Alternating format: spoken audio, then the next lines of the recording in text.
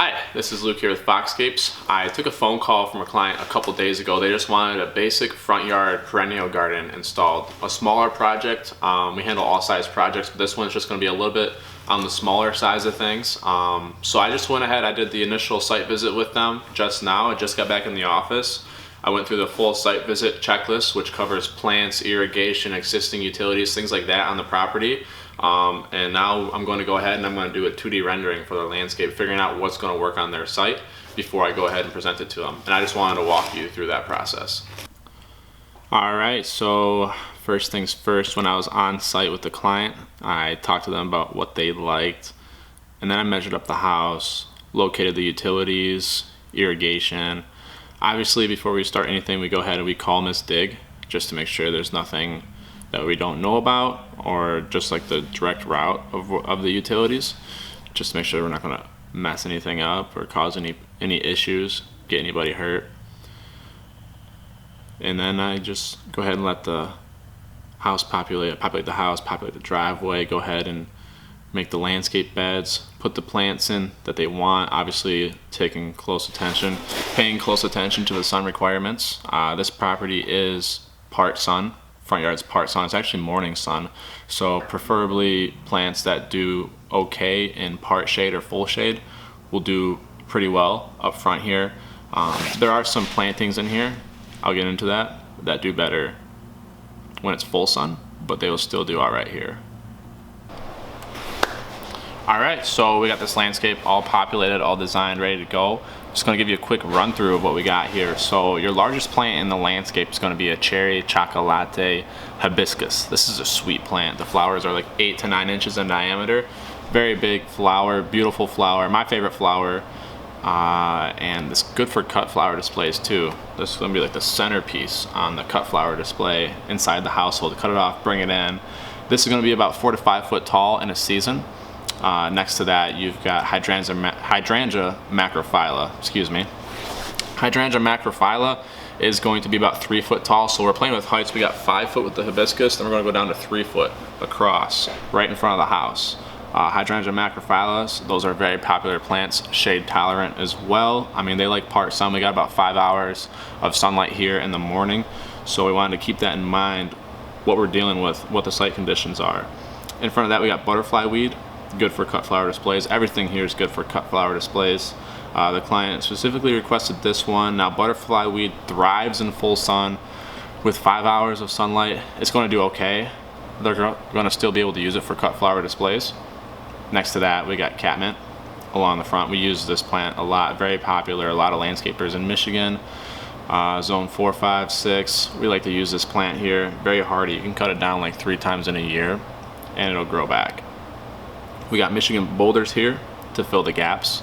And on the other side of the house, we got ruby slippers oak leaf hydrangea. It's like a different variety of hydrangea. The bloom is a little bit longer. It's a little bit lower to the ground. This usually gets about 2 foot tall, 2.5 foot tall tops. It grows to about 3 foot wide. And then along the front here, we have assorted astilbe, which the client had requested this as well. And astilbe is going to be like the most shade tolerant plant here. A lot of times we use them in shaded scenarios, but they can handle a little bit of sun. This side of the house is going to get less sun because your sun moves from about right here to right here. So this over here, especially this corner, is going to get the most shade. So yeah, that's what we have here. This is all perennials. These are all perennials. They can all be used in cut flower displays inside the house. Everything here can get cut to the ground at the end of the year. Everything. Full perennial garden. I would not recommend cutting your hydrangeas to the ground every single year though, because they may not grow back as large. If you're looking to, or they may not grow a whole lot in a season, they may grow to like 2 foot in a season. If you're looking to fill the space, I would just deadhead your hydrangeas at the end of the year, and that'll be a nice looking landscape there. So I also wanted to point out, when I was on site, they have a gutter here, which we're going to run above ground. We want to be most cost effective as possible on this job. There's a gutter here and a gutter here. This one will probably just run off to the side into the side yard, just so it's not going to cause a problem in a landscape. A lot of times we do like to bury them underground so you don't even see them. We have like a clean out vent assembly and all that for maintenance, but yeah, we want to be as cost effective as possible, so we'll just go above ground just so they don't flood out any plants here. The utilities are here on the side of the house. So there may be a direct line, like an internet line running through this bed. We'll have Miss Dig mark it, and then we'll peel it up if we are to, if it is running through the bed here. So let's go ahead and move on over to the quote here. How much does this cost? So you can see here on the screen, we got the quote that was delivered to the client. Actually went out to the property and presented it to them. That's how we do all our quotes. We present the design, then we present the quote at the same time. We go through and make any revisions that are necessary at the time. So this project came out to $3,600 to do the front yard landscape there. I want to mention this is wide open, so there's like no obstacles in our way to do this. We can use any piece of machinery we want, and it's right there in the front yard. Also, it's a blank slate. There's like 2 plants, smaller mulch beds existing, so we're going to go and tear those out.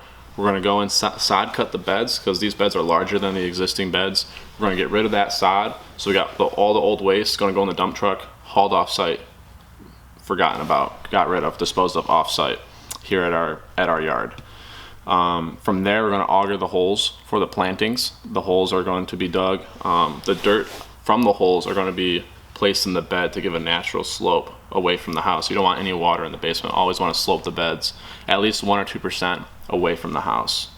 So we're going to put the plants in the holes. We're going to bring in good soil to put around the plants in the holes to aid in root development and overall plant health. And then the foreman's going to decide at that point if he's going to need more dirt to help with the slope away from the house to make the bed, you know, look natural, look real nice and tapered. After that, we're just going to put mulch on over everything, and it's going to be a natural edge. So there's no plastic edging. It's just going to be mulch running down like maybe a 2-inch lip and then your turf. So we call that natural edge. We take deposits on all jobs. Every single job there is at least a 50% deposit on this size, and then our availability is down low. So usually we like to be a little bit more specific with our availability, but right now it's December 2022. That's what these prices are based off of. With this project being so far out, we kind of said, hey, we can do this in the spring next year. When it comes time, you know, March, we'll give you a specific date. So there you have it. That is our full landscape design process right there. Go out to the property, meet with the client, go through our site visit checklist. Every question we may have about the site, about what the client wants, is asked. Usually that takes an hour. Then we go ahead, come back in the office, do the design itself, figure out the logistics, figure out the budget, type up the quote, make sure everything, all the paperwork is good to go, and then we go back out to the client's house and present it to them and go from there. Sometimes there's revisions, sometimes there's not. But yes, we always do charge for our landscape design. They start at 100 and they go up from there. This one you can see is our basic 2D design. So this design, this client paid for $100 for this design, and it's fully refundable if they decide to go with us for the work. Thanks for watching. I hope you enjoyed this video, and if you have any landscape needs, feel free to reach out to us through our contact form on our website.